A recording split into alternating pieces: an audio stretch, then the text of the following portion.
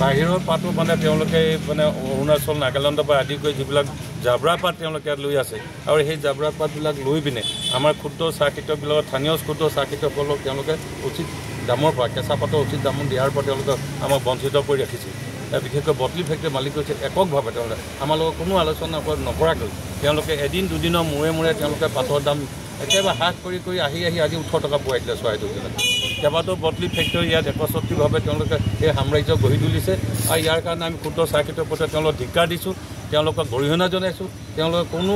আলোচনা নকৰে কোনো আমাৰ ক্ষুদ্ৰ চাহ খেতিয়কৰ স্বাৰ্থৰ কথা চিন্তা নকৰাকৈ তেওঁলোকৰ ব্যক্তিৰ স্বাৰ্থৰ চিন্তা কৰি তেওঁলোকে আমাক বঞ্চিত কৰি উচিত মূল্য পুৰাৰ পৰা বঞ্চিত কৰি ৰাখিছে আমি এই ক্ষেত্ৰত ভাৰতীয় চাহ বৰ্ডকো আমি দোষাৰোপ কৰিব বিচাৰোঁ আমি বহুবাৰ ভাৰতীয় চাহ বৰ্ডৰ উদ্যোগত তাত জিলা প্ৰশাসনৰ এখন মনিটৰিং কমিটি আছে আৰু সেই মনিটৰিং কমিটিটোৰ কেঁচা চাহপাতৰ উচিত মূল্য দিয়াৰ ক্ষেত্ৰত আমি বহুবাৰ জিলা প্ৰশাসনৰ উদ্যোগত সিদ্ধান্ত গ্ৰহণ কৰা হৈছিলে কিন্তু তৎসত্ত্বেও কোনো সিদ্ধান্ত বাকী থাকিলে কোনোদিনে কাৰ্যকৰী কৰা দেখা নগ'ল আমি বহু সময়ত আমি কৈছিলোঁ যে মনিটৰিং আমি কৰিব লাগে চোৱা চিতাও কৰিব লাগে ফেক্টৰীবিলাকত বাহিৰৰ পাত যাতে ইয়াত নাহে এই কথাটো আমি সিদ্ধান্ত গ্ৰহণ কৰিছিলোঁ আৰু আমি NOC দিয়াৰ কথাটো ভাবিছিলোঁ যে বাহিৰৰ পাত যাতে প্ৰৱেশ কৰিব নোৱাৰে আমাৰ যাতে স্থানীয় লোকৰ পাত লোৱাৰ পিছতে যদি প্ৰয়োজন হয় তেতিয়া বেলেগৰ পাত অনাটো আমি বিচাৰ্য কৰিম এই কথাটো সিদ্ধান্ত দিছিলোঁ তৎসত্ত্বেও কিন্তু তেওঁলোকে আমি সেইবিলাক সিদ্ধান্ত কাণা নিদিলে তেওঁলোকে বেলেগৰ পাত অৰুণাচল নাগালেণ্ডৰ পৰা সস্তাত পাতটো লৈ আমাৰ প্ৰকৃত আমি গুণগত মানদণ্ডৰ পাত থকা আমাৰ ক্ষুদ্ৰ চাহ খেতিয়ক চৰাইদেউ জিলাৰ সেই পাতবিলাক লোৱাৰ পৰা তেওঁলোকে আমাক বঞ্চিত কৰি ৰাখিছে তেওঁলোকে সময়ে এনেকুৱা বুদ্ধি পঠাইছে যে পাত কাইলৈ নল'বি আধা পাত ঘূৰাই দিয়ে আধা পাত নল'বা পাত দাম কমাবৰ কাৰণে আৰু ৰাতি তেওঁলোকে বহিৰাজ্য পাতবিলাক ইয়াত অবাধ গতিত তেওঁলোকে সংগ্ৰহ কৰি আছে যিটো কাৰণে আমাক এই ক্ষেত্ৰত আন্ধাৰত ৰাখি পেলাই তেওঁলোকে পাত উচিত মূল্য দিয়াৰ পৰা বঞ্চিত কৰিছে সেইকাৰণে আমি জিলা প্ৰশাসন আজি এই ধৰ্ণা কাৰ্যৰ যোগেদি আহ্বান জনাব বিচাৰোঁ যাতে তেওঁলোকে উচিত মূল্য দিয়াৰ ক্ষেত্ৰত আমাক বঞ্চিত নকৰে আৰু এইকেইদিন আমাক এই উচিত মূল্য দিয়াৰ বঞ্চিত কৰিলে আমি যিহেতু 52 টকা 55 টকালৈকে পাই আছিলোঁ আগতে এতিয়া আমাক একেবাৰে ইমান টকা বা আহি পিনি এতিয়া 18 টকা পইচা ধেমালি কথা নহয় এইটো কাৰণে আমাৰ অৰ্থনৈতিকভাৱে ক্ষুদ্ৰ চাহ খেতিয়কসকলে জুৰুলা কৰিছে আমি হাজিৰা দিব নোৱাৰা অৱস্থা হৈছে শ্ৰমিকসকলক আমি বাগান চলাব নোৱাৰা হৈছে আমাৰ কেমিকেল মেডিচিন সাৰৰ বহুত মূল্য বৃদ্ধি হৈছে যিটো কাৰণে আমি একেবাৰে উপায়বিহীন হৈছোঁ এতিয়া এনেকুৱা হৈছে ক্ষুদ্ৰ চাহ খেতিয়কসকলক কলম দিব লাগিব নিজৰ পাত চিঙাৰ পৰা বিৰত ৰাখে এনেকুৱা অৱস্থা এটা হৈছে সেইকাৰণে আমি একচ্ছত্ৰীয় সন্মান যিটো চলাইছে চৰাইদেউ জিলাত এই ক্ষুদ্ৰ চাহ খেতিয়কৰ পাতবিলাক যাতে তেওঁলোকে মালিক গৈছে বটলি ফেক্টৰীৰ মালিক গৈছে একেবাৰে পানীৰ দমত কিনিব বিচাৰিছে গতিকে আমি খেতি কৰিছোঁ আমাক উচিত মূল্য আমাক দিব লাগে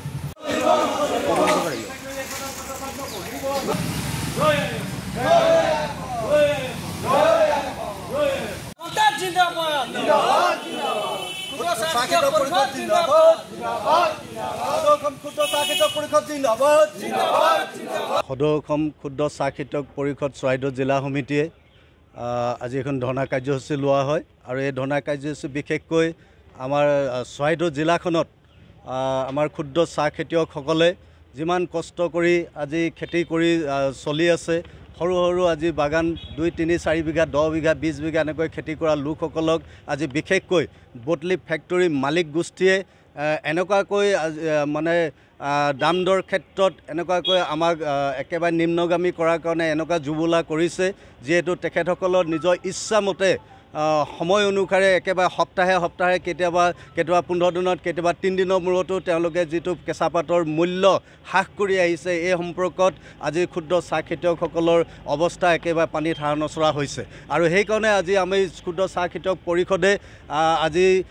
এই আমাৰ জিলা আয়ুক্তৰ কাৰ্যালয়ৰ সন্মুখত আমি এখনি ধৰ্ণা কাৰ্যসূচী লৈছোঁ বিশেষকৈ আমি অসমৰ মুখ্যমন্ত্ৰী ডাঙৰীয়ালৈ আমি স্মাৰকপত্ৰ দাখিল কৰিছোঁ এই সম্পৰ্কত যাতে কোনো ধৰণে এনেকৈ ভৱিষ্যতে যাতে এনেকুৱা নহয় যাতে এই মালিক গোষ্ঠীৰ নিজৰ ইচ্ছামতে যাতে কোনো কাম কৰিব নোৱাৰে দাম দৰ হ্ৰাস কৰিব নোৱাৰে তাৰ কাৰণে আজি আমি সাৱধান কৰি দিছোঁ স্মাৰকপত্ৰৰ যোগেদি যাতে মালিক গোষ্ঠীক যাতে প্ৰশাসনে নাকি লগায় তাৰ কাৰণে আমি আজি জোৰ দিছোঁ যেহেতু এই ক্ষেত্ৰত বহুতো ক্ষেত্ৰত আমি আজি মিটিং কৰি আহিয়ে থাকোঁ প্ৰাইচ মনিটৰিং কমিটি চলিয়ে থাকে আমাৰ DC মহোদয়ৰ যোগেদি কিন্তু তাতে উল্লেখ হয় তেখেতসকলে নিজৰ ইচ্ছামতে কেঁচা পাতৰ দাম হ্ৰাস কৰিব নোৱাৰিব কিন্তু তেওঁলোকে কি কৰে প্ৰশাসনকো অৱগত নকৰে আজি আমি ক্ষুদ্ৰ চাহ খেতিয়ক পৰিষদ আজি এটা আমি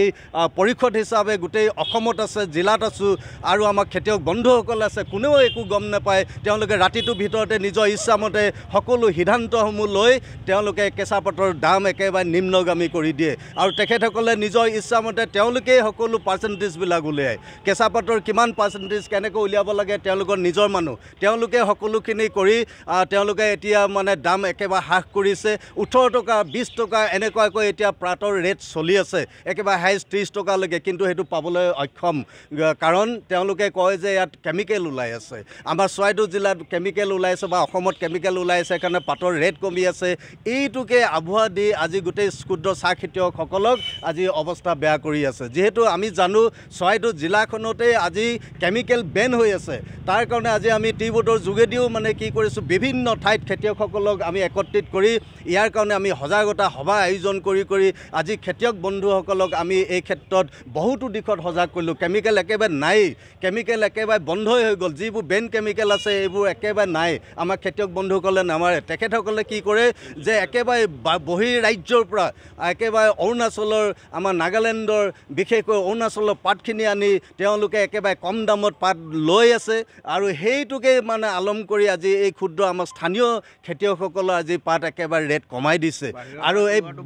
বাহিৰৰ পাতটো লোৱাটো আমি দাবী জনাই আহিছোঁ আজি ক্ষুদ্ৰ চাহ খেতিয়ক পৰিষদৰ আজি আমি বিশেষকৈ আমি পৰিষদ হওক সন্থা হওক সকলোবিলাকেই যিমান আছে আমি এই চাহ খেতিৰ লগত জড়িত আমি সকলোৱে আজি বন্ধ কৰি আহিছোঁ দাবী জনাই আহিছোঁ এনেকুৱা আৰু হ'ব নালাগে যে বহিৰাজ্যৰ পৰা পাত আহিব নোৱাৰিব আমাৰ এই অঞ্চলতে আমাৰ ৰাজ্যতে আমাৰ জিলাতে বহুতো পাত আছে এই পাতসমূহ ল'ব লাগে গতিকে বহিৰাজ্যৰ পৰা আনি পিনে এটা আলম লৈছে যে এটা সুযোগ লৈছে তেখেতসকলে তাৰ পৰা কম ৰেটত পাতখিনি লৈ লৈছে একেবাৰে জাবৰা পাতো কেতিয়াবা লৈ বদনামটো চৰাইদেউ জিলাৰ হৈ যায় আৰু সেইকাৰণে আজি আমি উপায়হীন হৈ আজি ধৰ্ণা কাৰ্যসূচী ল'ব লগা হৈছে স্মাৰক পত্ৰ দাখিল কৰিছোঁ লগতে আৰু এটা বিষয় আছে কি আজি অসম চৰকাৰে আমাৰ এটিকুলি দুটিপাত এখন আঁচনি প্ৰস্তুত কৰি আজি ডাঙৰ কোম্পানী বাগানসমূহত শ্ৰমিকসকলক দিছে পাৰ্মানেণ্ট আৰু টেম্পৰাৰী দুইটা গ্ৰুপকে দি আছে আমি সেইকাৰণে দাবী জনাইছোঁ যে আমি আঁচনিখন খুব ভাল পাইছোঁ আমি আদৰণি জনাইছোঁ আমাৰো ক্ষুদ্ৰ চাহ খেতিয়কসকলৰ মাজত থকা আমাৰ ক্ষুদ্ৰ চাহ খেতিয়কসকলৰ যিসকল শ্ৰমিক আছে এই শ্ৰমিকসকলকো যাতে এই আঁচনিখনত সাঙুৰি লয় তাৰ কাৰণে আমি মুখ্যমন্ত্ৰীলৈ আমি দাবী জনাইছোঁ আমাৰ আয়ুক্তৰ যোগেদি